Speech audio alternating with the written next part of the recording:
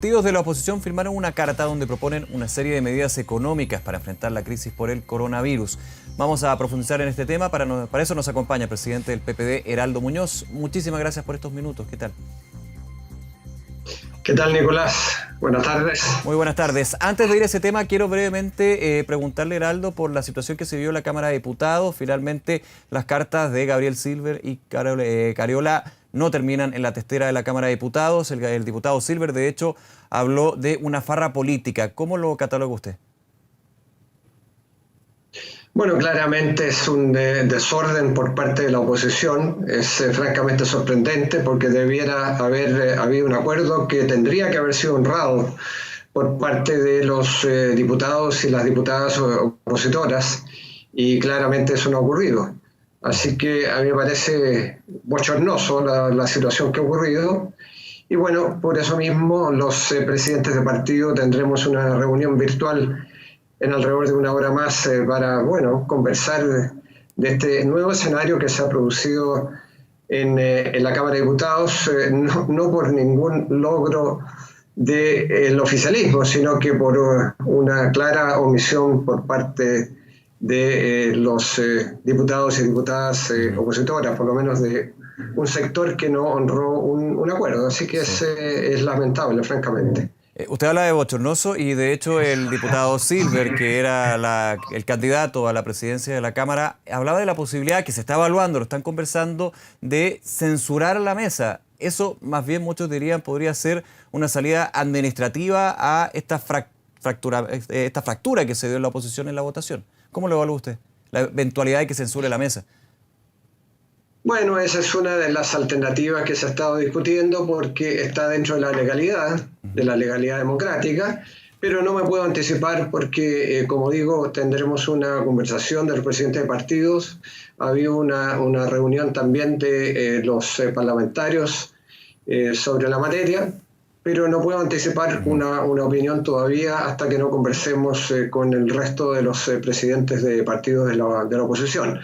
Está dentro de las posibilidades, es algo que no se puede descartar, pero yo creo que en este momento hay que primero analizar este escenario y luego ver las distintas alternativas. De partida, lo que hay que honrar es que esta fue una elección democrática, fue por errores de la oposición, y la nueva mesa tiene que asumir. Y luego veremos qué escenarios se pueden explorar.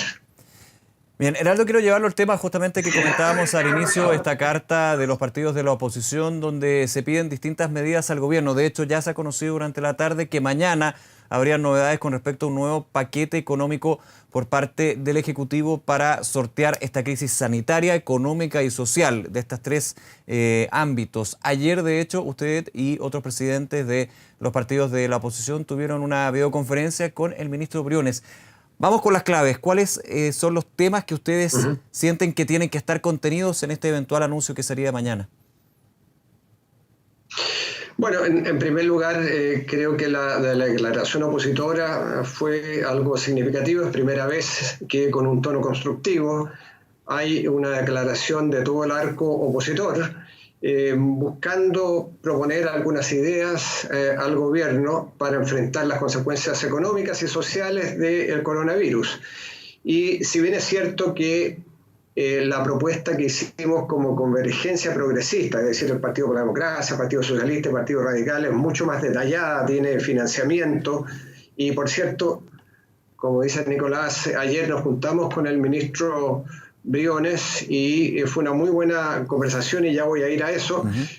No debo dejar de rescatar lo importante que fue esta postura opositora general, que creo que lo que busca es ser constructivo frente al momento que vivimos y plantea algunas ideas que ya estaban detalladas mucho más en el planteamiento de los partidos de la convergencia progresista. Esa reunión con el ministro Briones yo creo que fue francamente muy constructiva, muy positiva. El ministro nos expresó su coincidencia con muchas de las posturas que nosotros manifestamos en este conjunto de propuestas que llevan bastantes detalles y tienen algunas posibilidades del sustento y cálculos, por cierto, de cuánto cuestan, porque llegar y tirar propuestas sobre la mesa sin ningún cálculo de cuánto van a costar, de dónde se sacan esas platas, es bien fácil, pero lo que hicimos es algo que ha sido valorado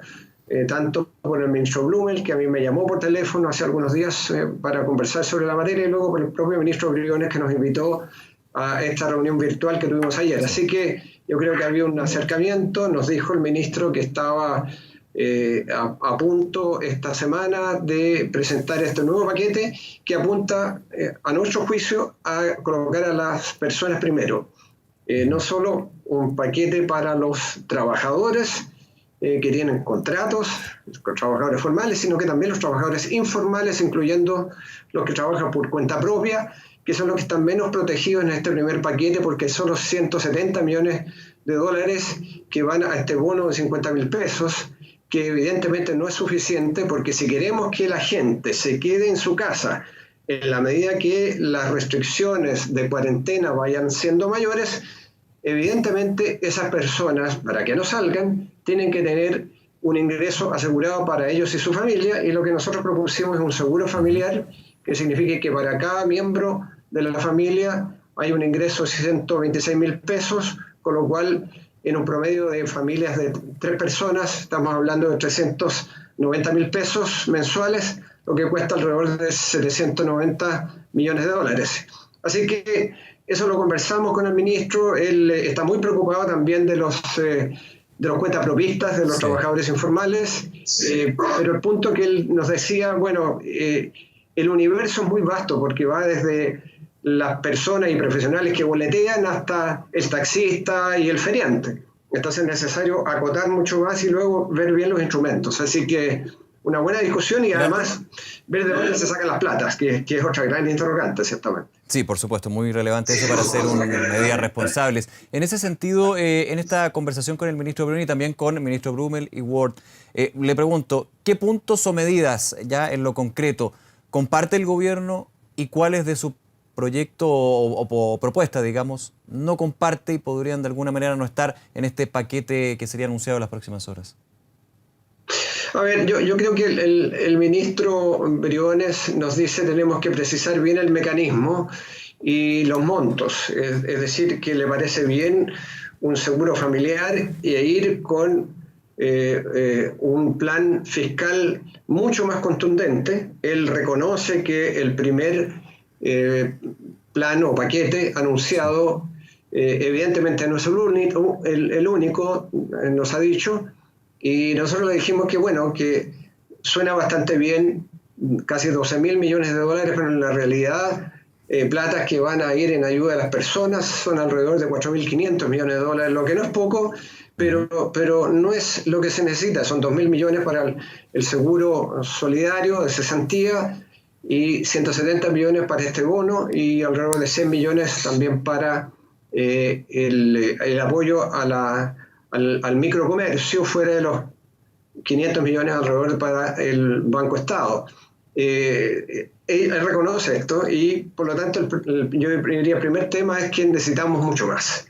Esta es una crisis de las que sucede quizás una vez en un siglo, y por lo tanto hay que ir con mucho más fuerza y llegar a tiempo, porque si llegamos atrasados eso también puede ser extremadamente complicado. Claro. Segundo, el apoyar a las pymes y crear no solo un apoyo a las pymes que venga de los bancos, y que los bancos presten, porque eso es extraordinariamente importante para que las pymes se puedan mantener a flote, sino que también eventualmente, y esto está dicho incluso en la declaración de todos los partidos de oposición del día de ayer, es que también hay que ayudar a las empresas estratégicas o de mayor envergadura para asegurar el empleo, y que hay que ir al rescate de ellas en caso que sea necesario.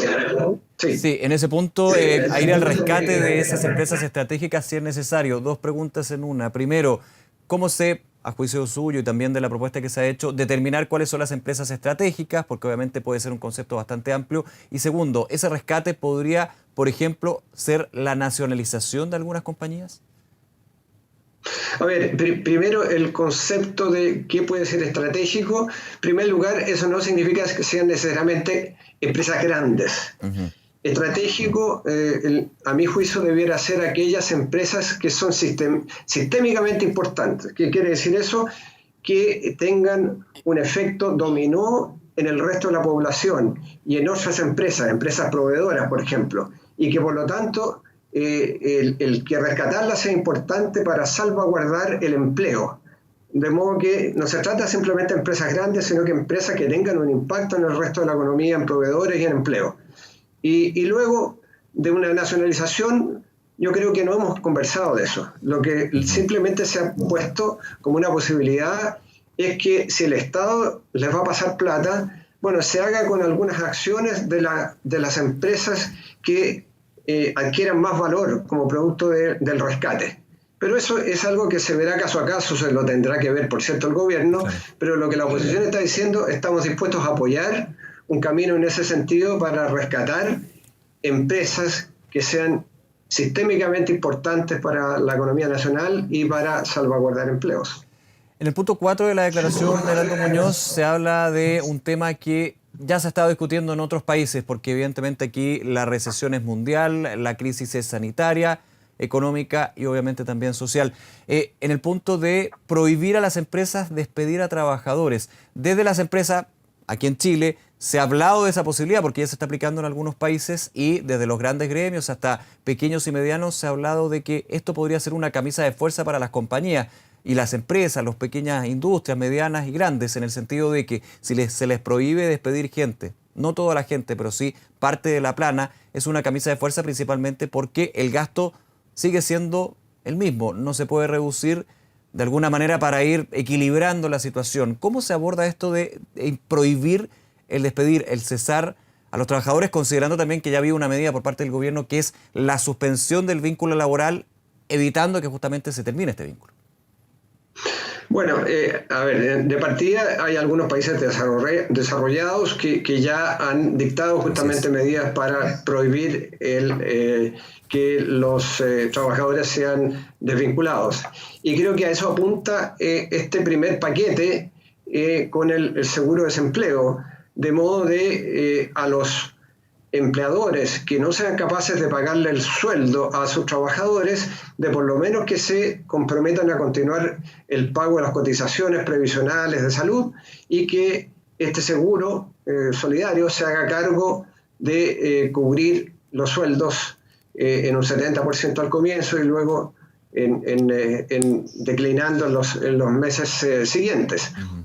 Nosotros hemos sugerido como PPD, PS y PR, incluso que se pueda ver la posibilidad que el Estado suplemente la reducción de salarios que se llegaran a acordar de ser necesario entre empleadores y sindicatos, evidentemente por una situación de emergencia. Así que lo que estamos pensando cuando decimos eso es que la prohibición sea por el espacio absolutamente necesario de emergencia y en el entendido que es una situación transitoria que le permita entonces a los trabajadores continuar con una situación de estabilidad y que sea compensada con los aportes que haga el Estado para que esas personas sigan recibiendo ingresos. Así que en esto yo creo que estamos abiertos a distintas fórmulas, pero lo importante es que las familias mantengan sus ingresos y que el Estado sea capaz, por una situación absolutamente extraordinaria que requiere medidas extraordinarias, de traspasar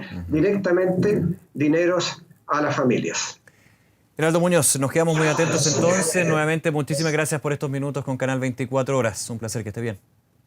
Igualmente, gracias. Hasta luego, gracias.